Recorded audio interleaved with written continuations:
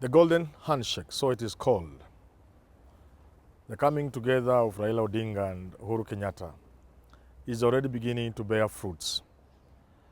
The shilling is beginning to respond. Business people are beginning to be optimistic. Things are looking up, and therefore we continue to congratulate them and to urge them to continue. As we do so, I wish to tell them two things. One, that this must be a people thing. It should not be seen to be something between Raila Odinga and Uhuru Kenyatta. I also wish to urge them to move in a manner that shows everybody that this thing belongs to them. But as this goes on,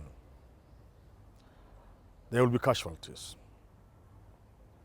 I hope the handshake does not create a minefield, so that at the end of it we have amputees, we have people blown up into pieces, and generally a lot of casualties. I have in mind, for example, what has happened to Wetangula and what is about to happen to him. I'm sure a lot of this will happen. I urge the leaders to think about country beyond self.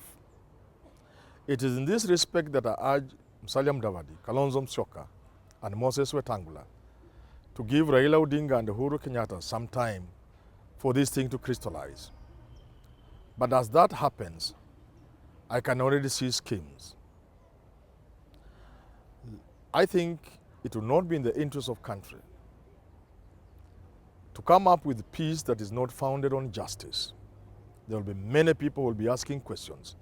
I hope as we move forward, it is not just peace without justice. The questions must be addressed. I hope the agenda set forward by the two leaders will give hope to this country. I know, for example, there is a temptation on the part of Uhuru Kenyatta and Raila Odinga to create new alliances by destroying old friends. For example, I would not be surprised if Wetangula and Mudavadi are swept off the political map of Western Province.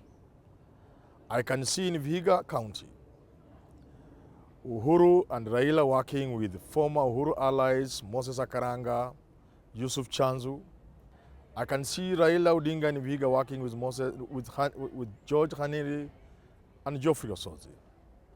The same will be in Bungoma, in which Wetangula will be tossed into the sea, and they work with Lusaka, Wamalwa, and a few of those NASA people like the governor, Wangamati.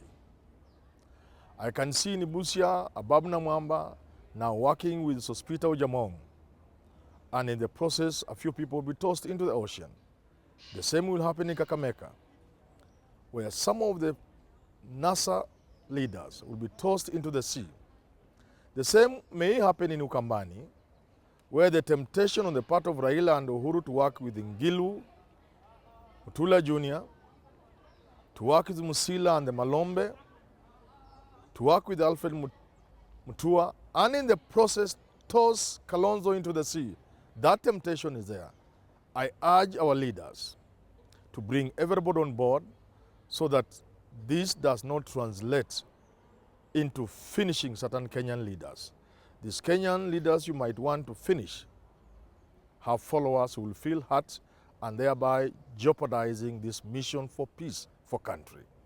Finally, I wish to point out to Uhuru Kenyatta and Raila Odinga that if they go that route of creating new alignments by destroying old friends, these old friends they are destroying may team up with radical forces.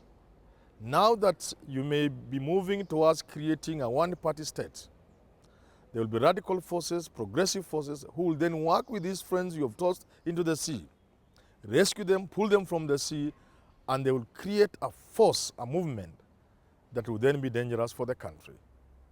Once again, I hope our leaders will not move forward by destroying others.